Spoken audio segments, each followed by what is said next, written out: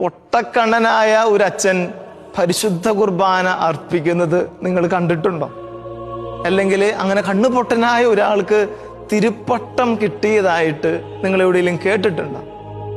എന്നാൽ കാഴ്ചയുള്ളവനായിട്ട് സെമിനാരിയിൽ പ്രവേശിച്ച് കണ്ണുപൊട്ടനായിട്ട് ഈശോയുടെ അൾത്താരയിൽ പൗരോഹിത്യം സ്വീകരിച്ചിട്ട് പരിശുദ്ധ കുർബാന ആദ്യമായിട്ട് കയ്യിലേന്തിയ ഒരു കണ്ണുപൊട്ടനെയാണ് നിങ്ങൾ ഇന്ന് കാണുന്നത്.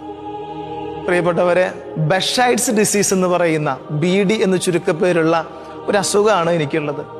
ഈ അസുഖ ബാധിതനായിട്ടാണ് ഞാൻ തിരുപ്പട്ടം സ്വീകരിക്കുന്നതും തിരുപ്പട്ടത്തിലെ ആദ്യത്തെ പരിശുദ്ധ കുർബാന അർപ്പിക്കുന്നതും. ഈ അസുഖം എൻ്റെ ശരീരത്തിൽ, എൻ്റെ ഇമ്മ്യൂണിറ്റി സിസ്റ്റത്തിലാണുള്ളത്. അതുമൂലം എൻ്റെ കണ്ണുകളുടെ കാഴ്ച എനിക്ക് നഷ്ടപ്പെട്ടു.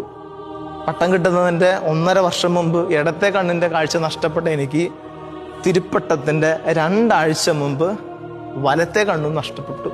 അങ്ങനെ പൂർണ്ണമായിട്ട് പറഞ്ഞു കഴിഞ്ഞാൽ ഒരു കണ്ണുപൊട്ടൻ എന്ന രീതിയിലൊക്കെയാണ് ഏകദേശം ഞാൻ ഈശോയുടെ അൾത്താരയിലേക്ക് പരിശുദ്ധ കുർബാന അർപ്പിക്കാനായിട്ട് വരുന്നത്.